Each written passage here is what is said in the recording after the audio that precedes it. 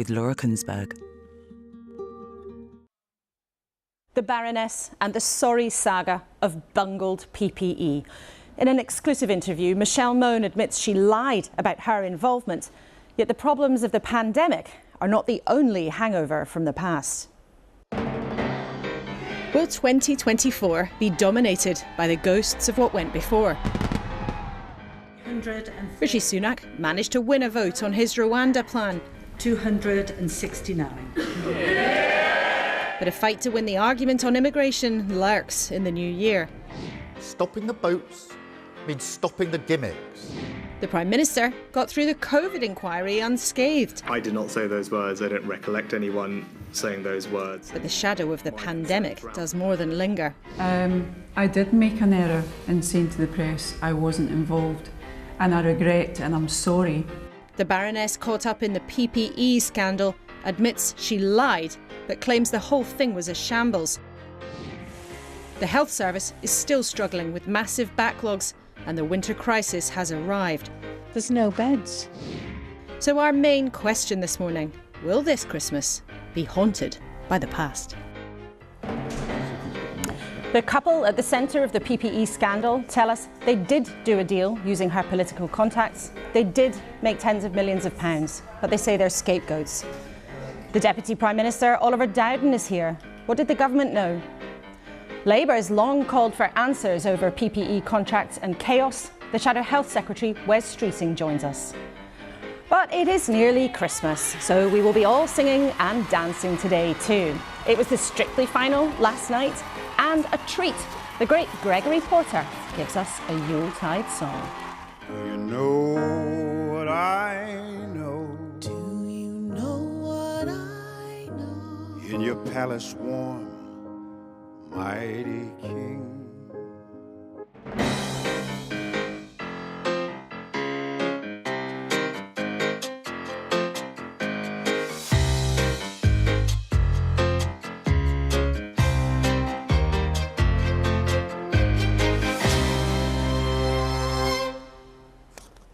Morning, and welcome to my panel. Here with me, the actor Brian Cox, he's back. Presenter and journalist Susanna Reid joins us too, and Robert Buckland, Conservative MP, who was in the Cabinet during the COVID crisis. Welcome to you all. First, let's check out today's headlines. The Sunday Times splashes with the Foreign Secretary calling for a sustainable ceasefire in Gaza.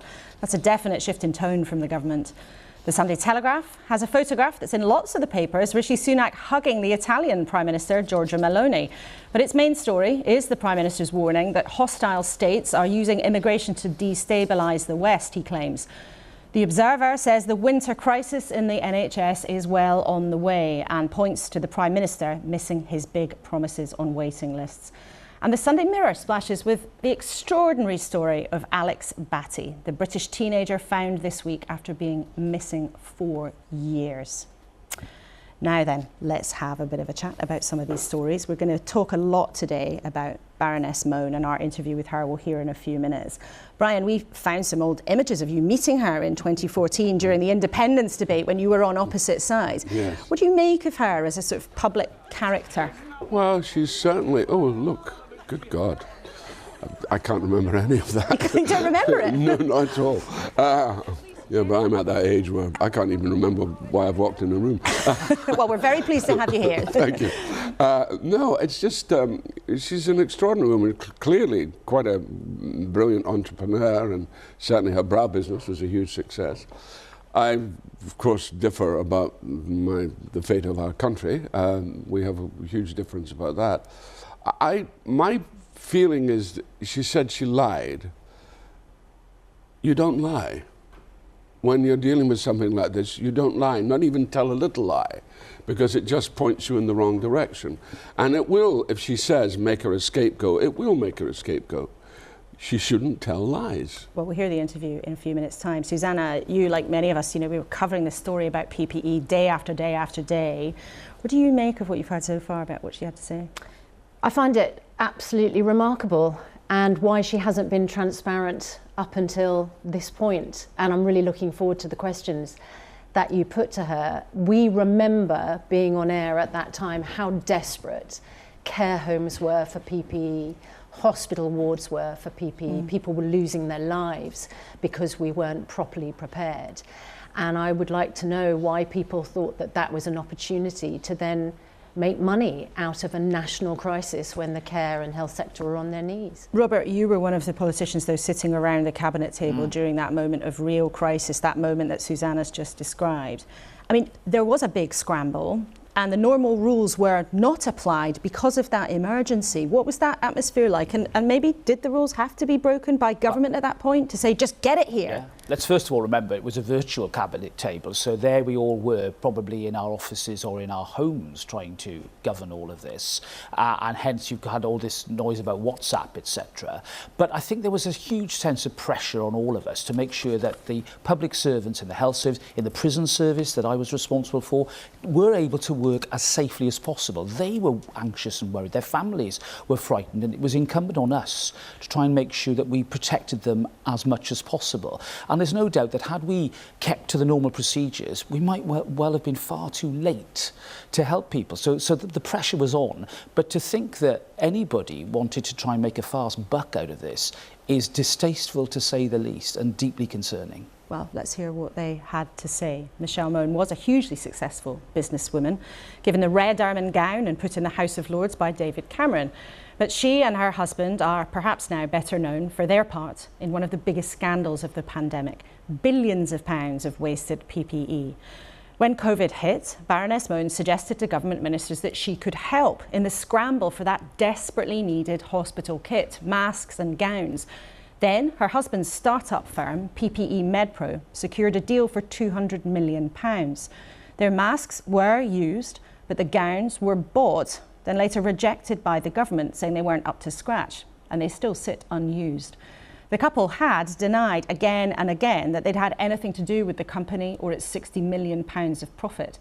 But after many months of silence, they now admit that is not true. They face a claim in the court from the Department of Health and a separate investigation by the National Crime Agency. They say their gowns were made according to the contract and that they've been made scapegoats.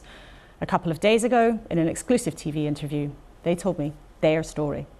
There was a call to arms for all Lords, Baronesses, MPs, senior civil servants to help because they needed massive quantities of PPE.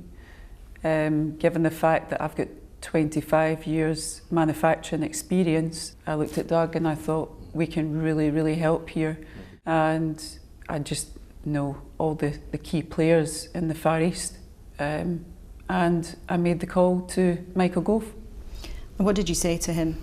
I just said, we can help and we want to help. And he was like, oh my goodness, this is amazing.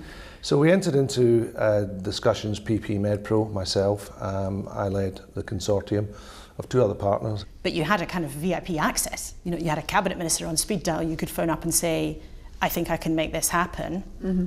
Can you put me in touch with the right people? Yeah, well, that's what we were asked to do. But what I think the public think is that, you know, we're trying to keep it a secret that I was involved. Everyone in DHSC, NHS, the Cabinet Office, the government knew of my involvement, and they asked us to both declare our interest. Did you tell the House of Lords authorities? I discussed that with the Cabinet Office and they said, we just need you to put it in writing and declare your interest with us. And that's mine all. As well. But the House of Lords rules say that members have a clear duty to provide information which might reasonably be thought by others to influence their actions. Because there's a question of perception here too. And in fact, the rules also say that sometimes registration of a spouse or a partner's interests is also required. As far as I was aware, if you're not a director, not a shareholder, not financially benefiting, then that's exactly what I did. If I was told by the Cabinet Office, no, you actually need to do this, I would have done it straight away. I'm a business guy, so I think like an entrepreneur. I don't know the parliamentary rule book. They must have been satisfied in the end to have awarded the contracts. If they were not satisfied, they should never have awarded us the contracts. They should have said, there's a perceived contract here, a conflict here. But what's also clear is the parliamentary rules are clear. That members of the House of Lords or members of the House of Commons, if they have a financial interest or a perceived conflict of interest, which you mentioned, Doug, the responsibility is on them. It was on you to tell Parliament. I mean, do you wish you had? Or you just... If I knew I had to, the Cabinet Office advised me only to do this. By your own admission though, and for the reasons you set out, you say you wanted to help, but you used your contact with government ministers to help broker a commercial deal for a company that was to bring tens and tens of millions of pounds of profit for your husband, for your family, and you didn't tell the authorities in Parliament. To a lot of our viewers watching, that might sound like you were trading on your title and not following the rules, not declaring it all. No, absolutely not. And I was just acting the same way as every other Baroness, Lord, who also put names forward. There's lots of us. And how much were you paid, and how much of it was profit? So the two contracts in total came to a value of £202 million. And you know, MedPro made a return on its investment of about, realistically, about 30%. So about £60 million or... Yeah, about that, yeah, that's right. Making a profit of £60 million during a national emergency like a pandemic. Sounds not just like an enormous amount of cash, but also a bit like profiteering. Well, PP prices during the pandemic went up 5 times, and a lot of our competitors were charging, as I said before, on the gowns front between £7 and £12 a gown. At the very start of the pandemic, the government paid actually numbers way in excess of that. We cut out most of the middle people, and we dealt direct with the manufacturer. So you say you saved the government a lot of money, but you also made a lot of money. And there's nothing wrong with making money, but that is what happened, right? We made a good return for the risk involved, and the risk was considerable. But when it became public that you were connected to the company, you both denied it. Why? I wasn't trying to pull the wool over anyone's eyes, and I regret and I'm sorry for not saying straight out, yes, I am involved, because DHSC, the NHS, the Cabinet Office, they all knew of my involvement, but I didn't want the press intrusion for my family. My family have gone through hell with the media over, you know, my career, and I didn't want another big hoo-ha in the press. Over a period of months, you said again and again that you had no connection. And your lawyers even said to some journalists it would be defamatory, they'd be libeling you if they told the truth. You know, this just wasn't a slip-up. Yeah.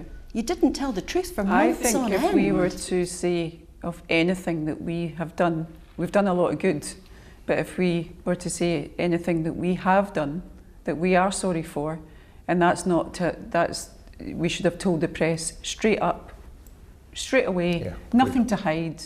And again, I'm sorry for that, but I wasn't trying to pull the wool over anyone's eyes.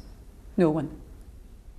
But that's exactly what you were trying to do. You had lawyers working for both of you, telling people, telling the public that you had nothing to do with the company. Yeah. And saying it would have been a libel to suggest that you were. Yeah, but it's something that we regret doing, and we listen to our advisors. What happened then to the money, the profit you've alluded to, around about £61 million? Okay. So I led the consortium. At the end of the day, I'm an Isle of Man resident. The money comes to the Isle of Man because that's fundamentally where I live. It goes on my tax return, and like all my sources of income that I've generated over many years, it goes into trust for the benefit of my family. Was any of it used to buy a yacht? No. Used to buy a what? Sorry? A yacht. A yacht. It's not my yacht. It's not my money. I don't have that money, and my kids don't have that money. And my children, my family have gone through so much pain because of the media. They have not got £29 million. And this money from PP MedPro, as I understand it, went into 2 trusts. Yeah. Now, one of those trusts called Kerristal. Yes. The beneficiaries of that trust, where half of the profit went, are you and your children. And Doug's children, and my children too. For the benefit of all my family. I'm his wife, so I'm a beneficiary as well as his children. as well as my children. You've said repeatedly you didn't financially benefit from this deal, except it's just a matter of time of when you benefit. It's my income, it's taxed on my tax return, and actually if I die one day in the future, she's going to directly benefit. As a family, you are benefiting from those tens of millions of pounds, whether it's today or in 10 years or 20 years or 30 years. For most people watching this, you did a deal with the government to provide more than £200 million worth of PPE, and your family has made tens of millions of pounds from that. My family hasn't, Laura, made tens of millions of pounds. God forbid if my husband decides to divorce me after the show and takes me out of his letter of wishes. I take my husband out of my will. If we, God forbid, get divorced, I don't benefit. It's my husband's money. It's his money. It's not my money, and it's not my children's money. Michelle has no access to that money. Michelle has no discretion over that money. Unless I wanted to give everything away to strangers or the charity or whatever, she was always going to benefit. And my family will benefit in due course. Her family benefit, my family benefit. That's what you do when you're in the privileged position of making money. We're not talking here about someone getting a Christmas bonus and saying, well, I'm not going to give it to my wife now. I'm going to put it in the bank and surprise her later on with a lovely family holiday, or I'm going to hold that money back because maybe one day we might be able to save a deposit for a kid's flat further down the line. Yeah, sure. You've both admitted today that you will, in time, benefit financially from that cash. Your family as a unit will benefit from that cash. Why didn't you just be more straightforward about it? I am being straightforward about it now, Laura. I'm saying to you that I didn't receive that cash. That cash is not my cash. That cash is my husband's cash. But do you admit... We are married. It's just like my mum and my dad going home with his wage, packet on a Friday night and giving it to my mum. So she's, benefiting from that as well. But that cash is not my cash. It's not my children's cash, as the press and the attacks keep going on. Do you admit today that with the way that you've currently got your finances set up, that one day you and your children will benefit from that money, because you right now are listed as the beneficiaries of that trust? If one day, if God forbid, my husband passes away before me, then I'm a beneficiary as well as his children and my children. So, yes, of course. How would you describe the government's overall handling of trying to get PPE during that crisis from what you saw? And the reason why Doug and I are sitting here is because we've been their scapegoats, and they have destroyed our lives for over 2 years because it suited them, the narrative suits them to attack us the way they have done, and the pain that's caused in our family. And over, I think the attacks, they go up all the time, over 700 threats. I'm going to throw acid over you, I'm going to burn your house down, and the hatred, we've been absolutely vilified. Yeah. And, we've done one thing, which was lie to the press to say we weren't involved. No one deserves this. So, Doug, let's then take you to a time when, as far as you are concerned, contracts have happened, the deliveries have taken place, the Department of Health then gets in touch, says something's gone wrong. They try to claw back money. Tell us what then happened. Our view is we supplied everything on time to specification and at competitive prices. We get to November 2022 and I attend this negotiation as opposed to a mediation, and this individual asked me would I pay more for the other matter to go away. I was speechless. I didn't quite understand what he meant by that, because the only other matter on the table was the NCA investigation, which had commenced as far as we were aware, in April 2022. I was absolutely gobsmacked. I'm clear in my mind what he was saying. He was asking me if I would pay more money for the NCA investigation to be called off. It's an extraordinarily serious allegation to make. If that's what you believed was happening, why didn't you go to the police at that point? If you believed a senior government official was trying to bribe you to make a criminal investigation go away, why didn't you report it to the police then? I take the advice of my legal team, and the legal team at that point in time suggested that we park that one for now. You've told us very candidly today you led the consortium, Yeah. you did the deal, and yet when you look up at Companies House, which is where everything's meant to be registered in a normal way, you're nowhere to be seen. In terms of my appointments, they're all handled by the people in my family office. That's just normal practice and has been that way forever. I think some of our viewers, though, might feel there's a bit of a pattern. You know, at the beginning of this, the rules of the Lords say that your interest should be declared. You didn't, because you say the Cabinet Office told you not to. When it first emerged that you were behind PPE MedPro, you didn't tell the truth about that. Doug, you led this consortium. You've made tens of millions of pounds out of it for your family, but your name's nowhere to be found on Companies House when it comes to the business. And Michelle, you've said repeatedly you didn't benefit financially, except you've also admitted today that in time, your families may well benefit from huge amounts of money. There's a pattern here of time and again trying to hide what really happened. I'm not here today to defend my record and why I am a private person and don't want anyone in the press to know of any business activity or anything I get engaged in. But Michelle, it does feel like the truth has had to be dragged out here. Not really, Laura, because the only thing I'd say to you is the only error that I have made is say to the press that I wasn't involved. But you repeatedly didn't tell the truth, whether it's the money, whether it's your involvement, whether you had to tell Parliament. It's a smokescreen. But that's why we're here today, doing an interview. But do you after see 2 why years. people listening might feel that? But that's why we're explaining to people. What do you hope that 2024 will bring for you, legally, for your reputations, and for you personally? I don't honestly see there's a case to answer. I can't see what we've done wrong. Doug and the consortium have simply delivered a contract, a delivery contract of goods. But after everything, you can't see what you've done wrong when you've admitted today that you lied to the press and by extension you lied to the public. Laura, saying to the press I'm not involved to protect my family, can I just make this clear? It's not a crime.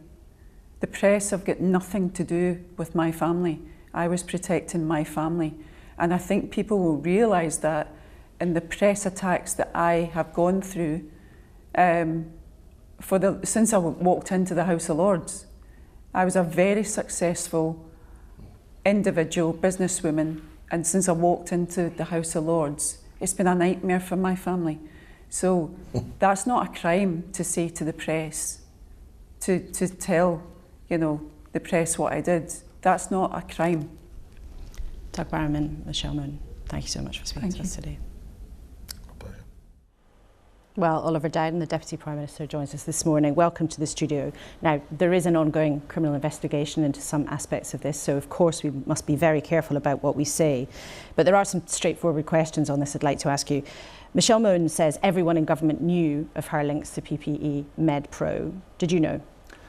No, I didn't, but I should say at the very beginning of this that there is both a National Crime Agency investigation and the Department of Health is engaged in civil litigation with the company concerned. So I do need to be very careful about what I say as a minister, not to prejudice what is exactly the right approach to this, that this is being pursued through appropriate legal channels, both criminal and civil litigation. But you didn't know, but just there is on the record, one of your colleagues who was a health minister during the pandemic, Edward Argar, has said on the record that the link between them and the government was known before the contract was awarded. So you're not denying that parts of government were aware of it? Well, I haven't seen exactly what Minister Argar said in respect to that, But again, we have to be very careful with this, that we respect what is an ongoing legal process. But I've set the position out in respect to myself, yes. Absolutely.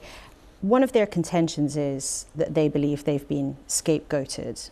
Now, Michelle Mone says the whole approach to PPE was a shambles in a broader sense. There are lots of companies that provided PPE that was never used, and they're not being sued, and they are. So do you think they might have a point? No, I don't think they've got a point. First of all, it's worth remembering just going back to where we were at the height of the COVID crisis. And indeed, I did many interviews like this, and indeed with Susanna Reid, who is one of your guests today, but people were constantly pressing the government, when are we going to get more of this equipment? And indeed, the opposition was saying, go for costumers, football players, anyone to get this equipment in. So of course we had a drive to get PPE in as rapidly as we could.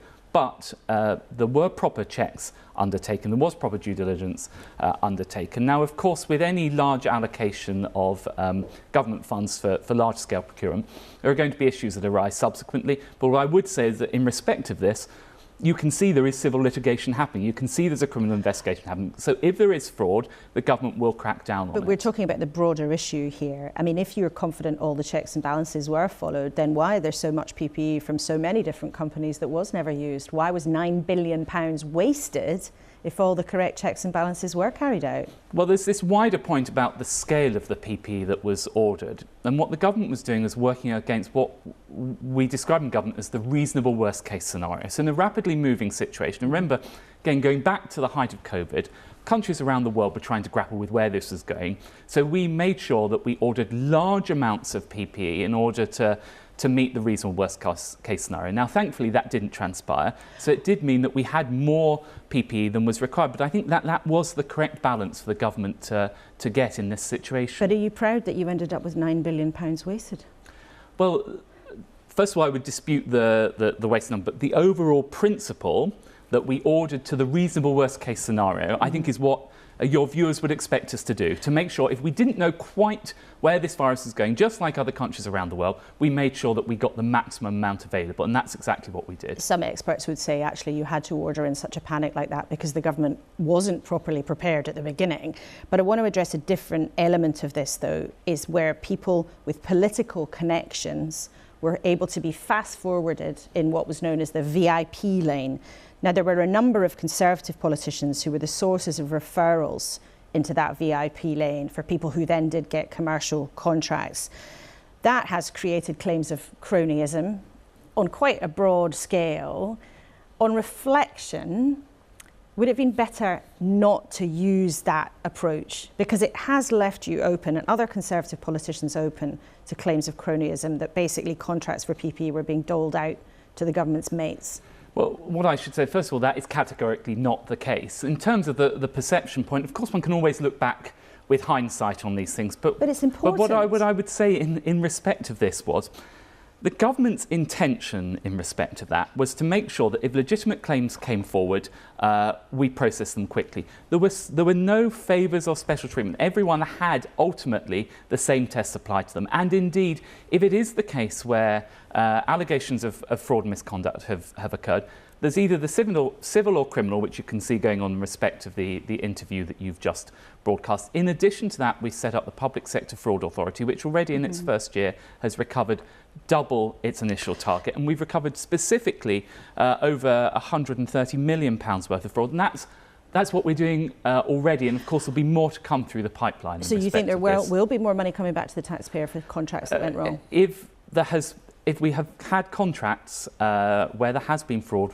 we won't cease until we've recovered all the sums we can, just as we do with tax fraud and any other fraud against the government. These things don't happen immediately, but we're taking the steps. And indeed, if you look at this case, you can see how it does take quite a long time between commencing legal action and the sums being recovered. But I can assure your viewers, and I can assure you, we will go after every example of fraud.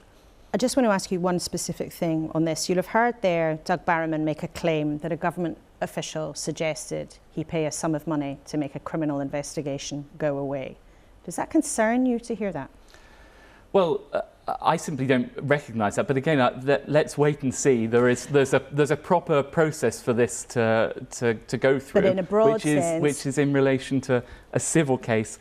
and a criminal case, we will get to the bottom of exactly what happened, and I think that's the right way to proceed. But as the second most senior person in the government, are you confident that that kind of thing doesn't happen on your watch? I am confident, and I would be very surprised, but I don't want to prejudge matters that are a matter for the courts. I quite understand. The Foreign Secretary, David Cameron, on a different subject, seems to have changed the government's tone towards what's happening in Israel and Gaza. Now, we know the UK has been given very strong support as an ally to Israel, but now he says there must be a sustainable ceasefire. What does that mean? Well, in order for a ceasefire to be sustainable, we have to ensure that we remove the threat of Hamas from Israel and indeed the wider Middle East. And you saw what happened on that terrible day on the 7th of October, when Hamas were able to penetrate the border of Israel and indiscriminately murder 1,400 men, women and children. And until we deal with that, any ceasefire will not ultimately be sustainable. So that's why we continue to support Israel in its right to self-defense, to remove the threat of Hamas, and at the same time to get those hostages back. Those are the two things that ensure that we have a sustainable ceasefire. But what does a sustainable ceasefire mean then? Because essentially what you've said there is the UK government position all along. Israel must be allowed to deal with Hamas as they wish. But there has been a shift. David Cameron is now explicitly saying Israel has killed too many people in Gaza. That's not something the government was saying just a few weeks ago. So what's changed? Where did they cross the line? Well, the first thing I would say is that, and I think the point that the Foreign Secretary is making, indeed I know it's the case that he's making, and I have discussed it, is the difference between those calling for a ceasefire now and the position of the UK government is that ceasefire can't be sustainable till we've dealt with Hamas. Now, in respect to the conflict that's going on in Gaza right now, we always knew this would be a difficult conflict. Hamas hides itself amongst the civilian population. It makes it very difficult for the IDF to go after them. But nonetheless, we do continue to urge restraint, abiding with international law, and at the same time, on this wider ceasefire point, we're trying to ensure that we get as long a period of pauses in hostility to allow that aid in. So, for example, we've got £87 million worth of aid. But do you think Israel has gone too far? Is that what's behind this change in tone? I wouldn't characterise it as Israel going too far. Israel is dealing with a very difficult situation. I think it's really important for your viewers to remember this. Not only the scale of the atrocity that was committed against Israel, but if you're going after an enemy that literally hides underneath hospitals, hides amongst the civilian population, you are going to sustain high levels of civilian casualties. What we as a UK government are saying is, Israel, you do need to exercise restraint. And by the way, we were also making sure, in terms of getting those hostages out, that we support, whether that's in relation to intelligence from RAF planes and so on. We're supporting Israel in its wider effort to make sure we get the hostages out. And just finally, we asked you a few weeks ago about any British hostages. Is there anything else you can update us on that? I'm afraid I can't provide a further update other than to say that we continue to work very closely with the Israelis to make sure that those remaining British hostages we release as soon as we possibly can. OK, you'll understand why we asked that question, but we quite understand the delicate situation of it. Oliver Dowden, thank you very much indeed for coming in today. It's always good to have you in the studio. So, what did you think of what he had to say and what Michelle Mone and Doug Barrowman had to say in their extended interview with us? You can send me an email, kuenssberg@bbc.co.uk, or use the hashtag on social media, BBC Laura Kay, if you're that way inclined. And towards the end of the programme, we will bring you some of what your fellow viewers had to say. So, let's have a stock take with our panel. Susanna, when you were watching that interview with Michelle Mone, what was going through your mind? That she thinks that she's the victim because of the press intrusion. Now, I have enormous sympathy because press intrusion can be very uncomfortable, but there is a reason for press intrusion, and that is because there is an allegation of wrongdoing. And I just think it's utterly remarkable that she doesn't see how sensitive this issue is for people. PPE was so desperately needed that business people thought that they could make tens of millions of pounds out of that desperation. And she was is a member of the House of Lords and a public servant, you know, member of our Parliament. And I don't really see that she understands what the problem is here, that people are genuinely upset. You know, we went through an absolutely devastating pandemic. Hospitals suffered, care homes suffered, people lost members of their family. There are people who are permanently disabled by COVID. Our children's education was shattered. Nobody wants to see anybody profiteering from this crisis. Robert, what did you make of it? Because at the same time, she would argue, other business people might argue, well, PPE wasn't free, it wasn't going to grow on trees. But what did you make of their explanations? Well, look, there's going to be a cost to this, but I think what really came across was her failure to understand that as a member of the House of Lords, it's your responsibility to register interest. The government isn't going to tell you what to do. You know, as an MP and as a minister, I had to think of both the ministerial interests and the Commons register. There's a code of conduct that everybody should understand and read, and you follow that, because when you're in the House of Lords, it's not just like a bauble or a title, it's a public role. But and that, I think, was quite striking. She claimed that everyone in the government knew. Did you know? You were in the government at the time? I did not know. Obviously, we'd had approaches in the MOJ about PPE, but the questions that my officials and I were always asking is, look, is this bona fide? A lot of these companies coming forward actually didn't have any PPE. They were saying that they could get PPE, so which initially absolutely raised alarm bells with the likes of me, because we want to know exactly where it was coming from and who was making it. At one point we even had prisoners making PPE because it was part of the national effort. We got this feeling that we were all in this together and we wanted to do the best. And for any perception that people were trying to take advantage of that goodwill is, I think, deeply concerning. Brian, what did you think? Well, she did have a telephone conversation with Michael Gove, which was about what she could do or what they could do. I just think that in times of a major crisis like we had with COVID, to take advantage of a situation like that, there's something obscene about it, as far as I'm concerned. I think that you have to behave with utmost scrutiny, and there wasn't enough scrutiny in this case, I don't think, at all, which has led to her being in the situation and her husband being in the situation they are. So I find that the lack of scrutiny in the government in dealing with this is what's questionable. And I think that should have been looked at. When there's a major crisis, naturally people are looking to the advantage of making money out of it. That's a kind of instinctive thing, but it's wrong. And it should be curbed. Is there a case, though, Robert, actually, where the government trying to go fast in the panic did make actually lots of mistakes? You were willing to break the normal rules. And actually one official, who was an official at the time, is not now, but from the Cabinet Office, said to me a few days ago, we basically broke the rules for the vaccine and it was a great success. We broke the rules on procurement of PPE and it was a disaster. I mean, is that a fair assessment? Look, I think this was an extraordinary time. Wartime is an exceptional period for government. This was the biggest peacetime challenge any government had ever faced. We were flying a plane at night without a manual or without an autopilot, trying to work out what was in the best interest of the people we were serving. Yes, mistakes were made, but I think overall, we were in the same boat as other governments, trying our very best to navigate a way through and save lives. Except, as the COVID inquiry is now revealing, we didn't have someone at the helm who took it seriously right at the beginning. We had a Prime Minister who failed to attend 5 COBRA meetings right at the beginning. There were indications that this was going to be extremely serious and we needed to get prepared. Right at the beginning of the year, we should never have been in a situation where we were so badly prepared for what was coming.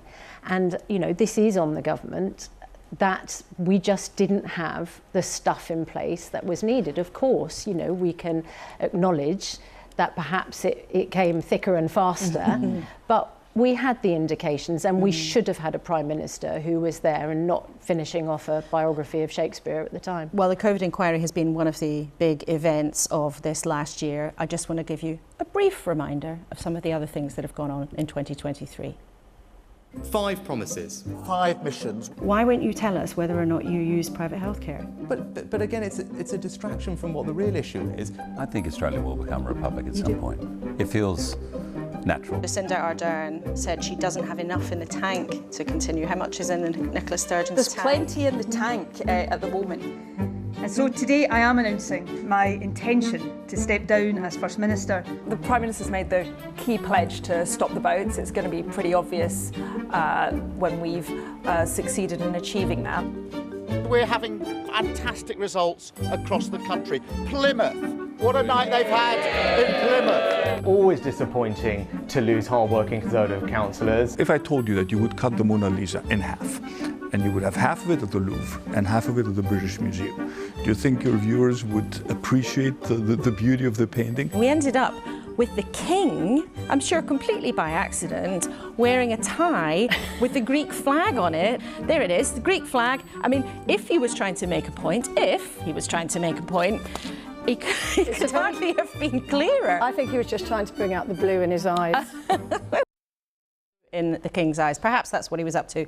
Robert Buckland, it has not been a good year for your party, has it? You know, in January, Rishi Sunak thought, oh, maybe I can turn it around, and it doesn't look like it, does it? Well, look, it's a very tough year for a governing party, 13 years into a period of office. The Prime Minister was right in his priorities at the beginning of the year, and progress has been made on the most important one, that is tackling inflation, which affects all of our lives. There's a long way to go on the other key pledges. But you've ended the year he's the sort of person who does put his shoulder to the wheel. But you've ended the year worker. in another week of chaos and infighting over migration. I mean, yet again, the Tories are in a position where we can see your splits and spats from space. Well, look, I think that talking about the issue is the right thing to do, because millions of people are concerned about the challenge that we and indeed the West face from mass migration. Well, you're not just talking about the issue. I mean, you're all screaming and shouting each other about the issue. I'm not screaming and shouting. I mean, I have disagreements. I'm sure you never would. Well, I get pretty strong. I'm a passionate Welshman, but I do think that to ignore the issue would be to fail the public. Brian, I know you've been watching this issue carefully. Mm-hmm. I just find it extraordinary, that successive governments, and either Tory or Labour, have not exercised duty of care. They don't really look to what our responsibility is in terms of the world. So, for instance, the Rwanda crisis. I find it extraordinary, really, that we want to ship these people away, but we don't examine why are these people here? Why do they make that? What has been the situation that has turned the world upside down and made these people want to seek a better life elsewhere? Now, of course, there's the illegal aspect of that. Of course, there's the people who will jump on that particular bandwagon. But at the same time, to say, well, let's send them to Rwanda. Now, actually, Rwanda might be a better situation than our situation. In fact, it could be. But at the same time, what I find extraordinary is that we don't actually have the duty of care. It's also what's happened with these extraordinary soldiers, the army in Afghanistan. The same thing has happened. Susanna, it's difficult, though, for politicians, isn't it? Because the public does have concerns about high levels of migration. And yet there are also lots of voters who've got concerns like Brian, or even lots of people who hold both of those feelings. The irony is that Rishi Sunak has staked his reputation on something he doesn't seem to be able to do, which is to stop the boats. And it's the tiniest proportion of immigration. Net migration under this government has gone up to over 700,000. And this is under an original Conservative Prime Minister who said he wanted to bring migration down to the tens of thousands. I mean, I think the greatest achievement for the government this year is that they've managed to get through the year with just the one Prime Minister, although, of course, we've still got a couple of weeks left. Well, you never know, and who knows what will happen in 2024. We will be checking in with you in a few minutes. I want you to have a little think about getting your dancing shoes on, because we're going to be talking about last night strictly, although there won't necessarily be any actual dancing in the studio, but you never know. Now, for Labour, it's been a year of steady progress. They are still ahead in the polls, and you can see an increasing confidence that the party might be on its way back to power, although a lot could happen between now and the election. There are still gaps in its plans, tensions ahead, and how would they balance the books? Well, Wes Streeting wants to be Labour's next Health Secretary, and he is with us this morning. Welcome to the studio, Wes. Good morning. Let's just go back to our interview with Michelle Mone briefly. She says that she has been made a scapegoat for a wider government shambles. Do you agree with that? I must say, I don't know who thought it was a good idea for her to do that interview, but I don't think anyone watching will be shedding any tears. She lied about her own involvement in a serious contract and, recognise that there's an ongoing criminal investigation, so be careful about what I say. But there's a fundamental point of principle here, which is in the midst of a deadly pandemic, when so many people rush to help others in all sorts of ways, from, you know, helping their neighbours, going to work even though it was dangerous, particularly those people working in the NHS. There were so many people who rushed to do the right thing. And then there were others who saw the pandemic as an opportunity to make a quick buck at someone else's expense. And our message to those people who sought to use the pandemic to get rich quick, we want our money back. And with a Labour government, we will appoint a COVID corruption commissioner, giving them the powers they need to claw back as much of that money as possible, because £8 billion, £8 billion was lost through fraud, £15 billion in unusable PPE. Taken together, that could have funded the 40 new hospitals the government Oliver hasn't Dowden delivered. told us a few minutes ago that actually the government was already doing that. They're already looking at cases of fraud. They're already scraping money back. So why do you have to invent a new commissioner? Sounds a bit like you just wanted to get a good headline out of it. I think it's been. I think the government's response has been appalling, and the extent to which they've been able to claw money back has been pathetic. And I think Rishi Sunak should take this personally and grip it. After all, it's his name on all of those cheques. He was the Chancellor who was splashing the cash. And where people have been found to be ripping off our country at a time when our public services are stretched, and those billions of pounds would be much better spent in the pockets of families that are struggling, I think this should be a much higher priority for the government. And I don't understand why they have taken such a casual approach to this, apart from the fact we know that there are many people who are friends and donors to the Conservative Party who've done quite well out of this pandemic. Well, a lot of them are not here to defend themselves, and they would say they were trying to provide things at a time of national need. But we don't worry, we'll find them. Well, that's interesting though. So you really want to make a big play of this and make it part of Labour's offer at the next election, getting money back from COVID? The fact is that people ripped our country off, and we have to get our money back and also send a signal to people in the future that you don't get away with this. And you know, I'm sure we'll come on to talk about this in the context of the NHS, but it also applies to the broader public services. Money is tight in this country. The public finances are a disaster thanks to this government, and families are really feeling the pinch this Christmas. Not just the people at the sharpest end, but even those families who would have previously thought themselves to be fairly okay, able to afford family trips out, able to afford the holiday. With rising bills, rising rents, rising mortgages and rising taxes, people are really feeling the pinch, and that's why we've got a responsibility to get that money back. Well, let's talk about the health service then. Now, you said this week that every winter crisis and every challenge it faces, the NHS uses it as an excuse to ask for more money. Who does? The NHS bosses, doctors, nurses? Who uses it as an excuse?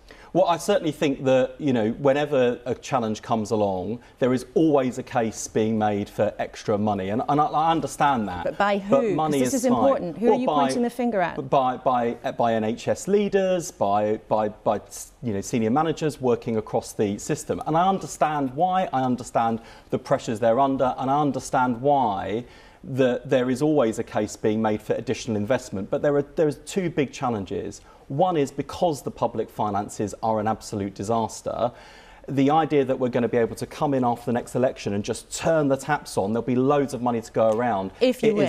It's far off the mark, as I say, after the election, if there's a Labour government. The second challenge is this. There are plenty of examples where the NHS does not spend money as effectively as it could. And every penny that we put into the NHS comes at the expense of other worthy causes, whether child poverty reduction, spending in schools, crime and policing, or putting money back into the pockets of hard-pressed families. And so, you know, whether it's the, you know, more than £3 billion we spend on agency costs because of a lack of proper workforce planning, or the fact that because people can't get a GP appointment, despite the fact GPs are providing 1 million more appointments now than they did before the pandemic. Wes Streeting, what do you think it does? No, I want to ask you another question because you've given a very long answer. Versus £400 to go to A&E, that could be better spent. What do you think it does, though, for NHS staff morale? Nurses who've just finished a long shift have maybe put the telly on this morning when they got home. When you're sitting there saying the NHS makes its excuses to ask for more money, what do you think that does for their morale? But the reason I criticise some of the challenges in the NHS is partly to show the staff of the NHS we've noticed what they've been telling me. I've sat in GP surgeries, shadowing GPs, looking over their shoulder at the outdated technology using and the huge number of accountability measures they have that tie them up in red tape that they'd rather be spending with their patients. And because of that, I've said we'll reform the accountability for GPs to give them more time with patients so we can bring back the family doctors. Similarly, the nurses on the wards will tell you they see inefficiency in the system and they're frustrated. And reform can be very, very expensive. But I want to just ask you briefly, and we ask you this every time you come on the programme, where is your plan for social care? Because what a lot of people say in the NHS is you can't solve any of the big problems until there's a coherent social care plan. And they're right, 1 in 9 people are currently in hospital beds when they don't need to be. So where's your plan? When I was last on your programme, I said we would say some things at conference. We committed to a 10-year plan for social care alongside the NHS, proper workforce planning in social care, including new fair pay agreements so that we can improve the pay, the career progression for care workers. But there is more to come. Well, you know I'll be back in the new year to talk about. Are you going to give us a date of when you're going to tell people what you do? We'll be back in the new year to set out our long-term approach to social care, because I take the challenge. The reason why I'm taking my time on social care is because it's big, it's complicated, and we've had a total failure of bad politics over more than a decade now, and I don't want to repeat those mistakes. We have got to get it right because there are millions of people who rely on good social care and at the moment don't receive it. But I promise I'll come back. You do promise. Well, our viewers have heard you promise that you will come back with that plan in the new year. We hope you bring it to us here first. It's always good to have you in the studio. I'll keep that in mind. Thank you for being here this morning. Right, let's go back to our main story this morning, our interview with Baroness Mone and her husband, Doug Barrowman, who, after repeated denials over a very long time, have now apologised for lying about a PPE deal worth millions of pounds. I don't honestly see there's a case to answer. I can't see what we've done wrong. Doug and the consortium have simply delivered a contract. Well, it's going to be very interesting to see the reaction to that interview. We've had some interesting conversations about it this morning in the studio. We'll see how it develops in the next few hours. But I want to close our programme with something a bit more fun, a bit more light-hearted. It was the Strictly final last night. I know. Susanna, what's it like for you watching it, having been in it and nearly won it a few years ago? 10 years on. 10 years? Yeah, and huge congratulations to the winners. If you haven't seen, I don't... Are we doing a spoiler? We're showing the pictures now. Oh, we're showing the pictures. Sorry, everybody, if you haven't seen it. Oh, absolutely terrific. And in fact, my partner, Kevin Clifton, 5 years after this, or a couple of years after this, he then went on to win it with Stacey Dooley. So it's the most magical, sparkling, fantastic experience to be involved in. It is not real life. So I have to say shame, isn't it? any of those contestants who wake up this morning, they will come back down to earth with a bump, because it's like a completely different planet where you breathe air which is sequin encrusted. Brian, do you ever fancy it? I've actually been asked to be on it. Have you? And have you said yes for 2024? No, I declined. Why? Well, there's a sort of, I mean, I like dancing, don't get me wrong. I just don't, I don't want to, I don't know why, but I just, I always see there's a sort of joke element in it. You know, there's always the character that's, that's going to be getting the elbow at a very early age. And I just thought, I don't know if I want to go down that road.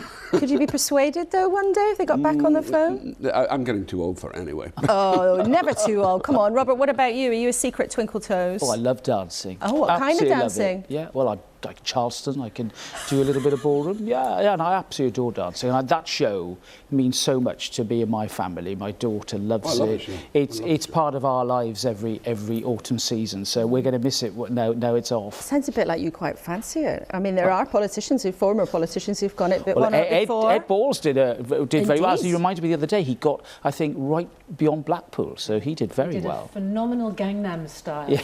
We all remember seeing that. What do you think, Robert, of Nigel Farage being in the jungle? I mean, is it healthy for politicians to go off and do these celebrity-style things? Well, I mean, he's not a serving politician, and I think there is a difference if you're serving in office. Jetting across the world, I don't think. Well, your colleague Johnny Mercer, who's a minister in the government, is apparently filming some reality show the other day. Oh, well, that's the first I knew about that. Interesting. I always thought as a serving minister you're a little bit tied by the red box and all the work that you had to do, but you know, I think there's no reason why politicians can't show the other side of life. You know, it's boring just doing politics. There's many other things to enjoy in life, like music and dance, which I love, sport, all those things that I care about, that I think probably make me a slightly better politician rather than just breathing politics all the time. And Susanna, just briefly, you had Nigel Farage's interview after he emerged from the jungle. How did you find him? Oh, he's in combative mode, as usual. I just wonder whether you think he's going to come back into the Conservative Party. Well, that would be interesting. Nigel and Farage and me in the same party.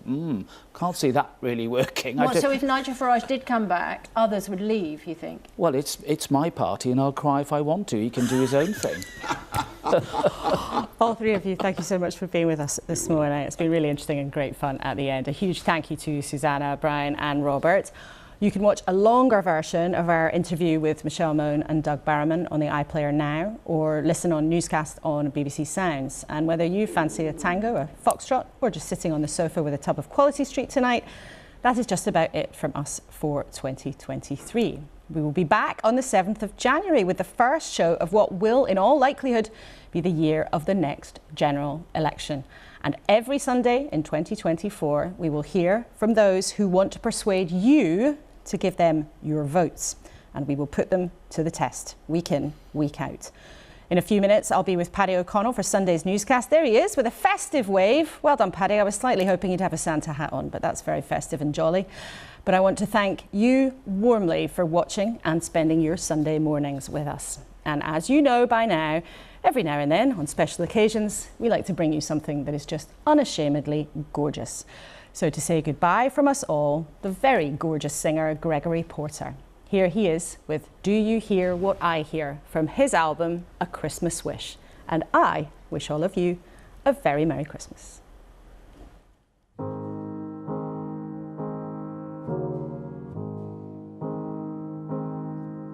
Said the shepherd boy to the mighty king, do you know what I know? Do you know what I know? In your palace warm, mighty king, do you know what I know? Do you know what I know? A child shivers in the cold. Let us bring him silver and gold. Let us bring him silver and gold.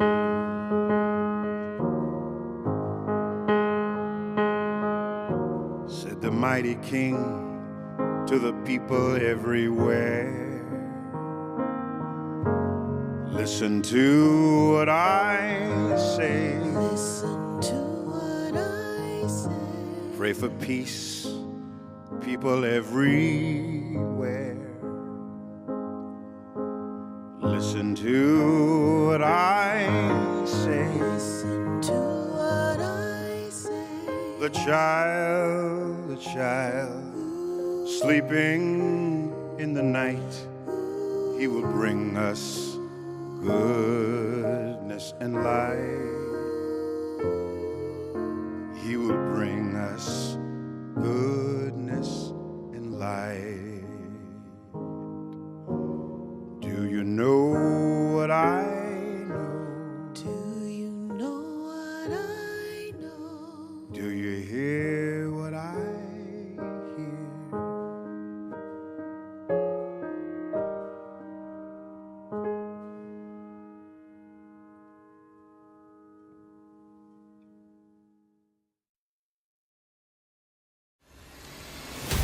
Witness spectacular wonders